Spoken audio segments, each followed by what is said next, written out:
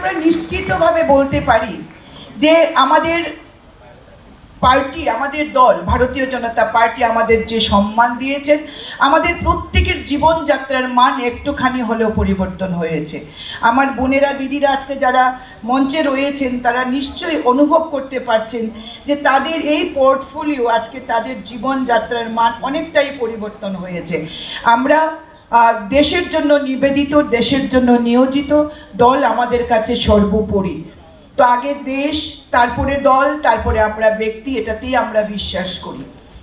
আজকে এখানে আমাদের সঙ্গে রাজ্যের মাননীয় মুখ্যমন্ত্রী রয়েছেন, তিনিও আমাদেরকে আলোচনার মাধ্যমে সমৃদ্ধ করবেন। রয়েছেন রাজ্যের মাননীয় সভাপতি শ্রী রাজীব ভট্টাচার্য মহোদয়, তিনি রাজ্যসভার সম্মানীয় সাংসদ, তিনিও আলোচনা রাখবেন।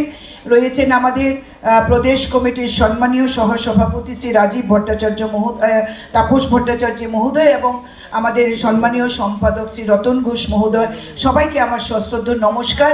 এবং হল ভর্তি আমার দিদিরা, যারা সম্মানীয় কর্পোরেটররা রয়েছেন, কাউন্সিলরগণ রয়েছেন, আমাদের জেলা সভানেত্রী থেকে শুরু করে মণ্ডল সভানেত্রী এবং অন্যান্য দিদিরা যারা রয়েছেন, সবাইকে আমি সশ্রদ্ধ নমস্কার জানাচ্ছি।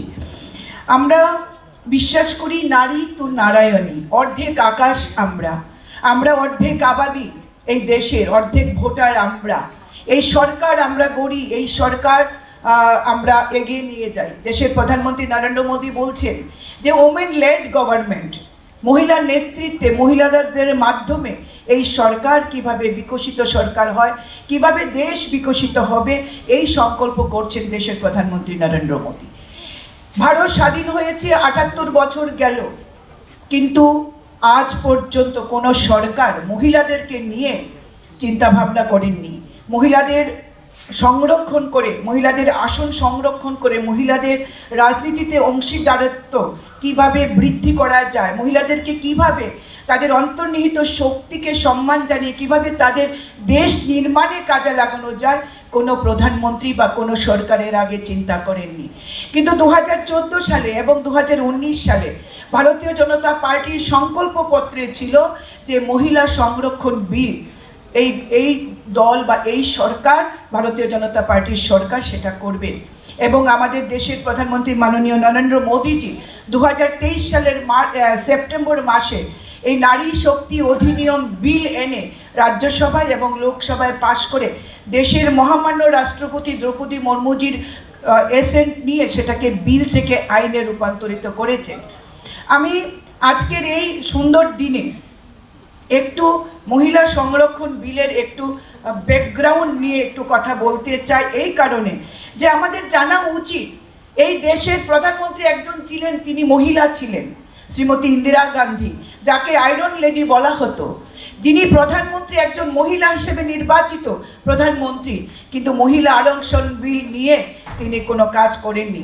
আলোচনা হয়েছে, আলোচনা লোকসভা, রাজ্যসভায় সেটা পাশ হয়নি। মহিলা প্রধানমন্ত্রীর ছেলে আরেকজন প্রধানমন্ত্রী হয়েছেন শ্রী রাজীব গান্ধী, যিনি একজন মহিলা প্রধানমন্ত্রীর ছেলে, ওই পরিবারের থেকে উঠে এসে প্রধানমন্ত্রী হয়েছিলেন। তিনিও মহিলা আরক্ষণ বিল রাজ্যসভায় এবং লোকসভায় এনে সেটাকে পাশ করে মহিলাদের সুযোগ করে দেওয়ার সেই কাজটা করতে পারেননি। এরপর অনেক সরকার এসছে, এসডি দেবগৌড়া থেকে শুরু করে পিভি নরসিংহ রাও থেকে শুরু করে, কিন্তু মহিলা আরক্ষণ বিল হয়নি। কিন্তু একজন সাধারণ মায়ের সন্তান, গরিব মায়ের সন্তান, যিনি চা বিক্রেতা, যিনি তার মায়ের শক্তিকে বুঝেছিলেন যে মাতৃশক্তি কি হয়, যে মা সাধারণ কাজ করে তার সন্তানকে স্বপ্ন দেখাতে পেরেছিলেন যে একটি রাজ্যের মুখ্যমন্ত্রী হওয়া যায়, একটি সাধারণ পরিবার থেকে উঠে আসা, একজন দেশের প্রধানমন্ত্রী হতে পারা যায়।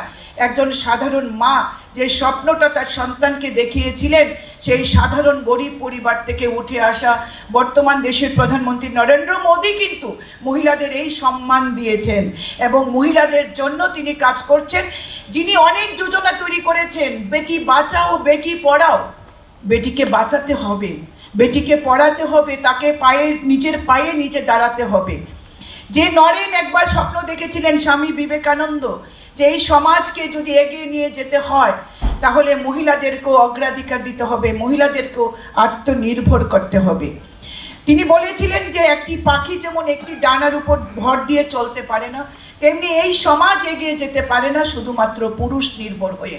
এই সমাজকে যদি এগিয়ে নিয়ে যেতে হয়, নারী এবং পুরুষকে সমান তালে কাঁধে কাঁধ মিলিয়ে এগিয়ে যেতে হবে। ঠিক তেমনি বহু বছর পর আরেক নরেন, যিনি দেশের প্রধানমন্ত্রী নরেন্দ্র মোদী, তিনি এই স্বপ্নকে বাস্তবায়িত করেছেন। মহিলাদের যিনি সম্মান দিচ্ছেন, মহিলাদের জন্য যিনি যোজনা তৈরি করছেন, আজকে উজ্জ্বলা যোজনায় গ্যাস বলুন, আজকে শৌচালয় বলুন, মহিলাদের নামে শৌচালয়, আজকে মহিলাদের নামে প্রধানমন্ত্রী আবাস যোজনা। আমাদের মিমি ম্যাডাম বলছিলেন যে দ্রোণ দিদি, আজকে কৃষি ক্ষেত্রে থেকে শুরু করে প্রত্যেকটি ক্ষেত্রে যিনি মহিলাদের অগ্রাধিকার দিচ্ছেন এবং দেওয়ার জন্য যোজনা তৈরি করছেন, আইন তৈরি করছেন, বিল পাস করিয়ে আইনে তৈরি করছেন। দেশের একজন খুব সাধারণ পরিবার থেকে, দলিত সম্প্রদায় থেকে উঠে আসা দ্রৌপদী মুর্মুকে যিনি বের করেছেন দেশের রাষ্ট্রপতি পদে, যিনি সম্মান আমরা দিতে পেরেছি দ্রৌপদী মুর্মুকে, একজন মহিষী নারী, খুব সাধারণ পরিবার থেকে উঠে আসা, সেটা করতে পেরেছে ভারতীয় জনতা পার্টির সরকার, সেটা করতে পেরেছেন দেশের প্রধানমন্ত্রী নরেন্দ্র মোদী।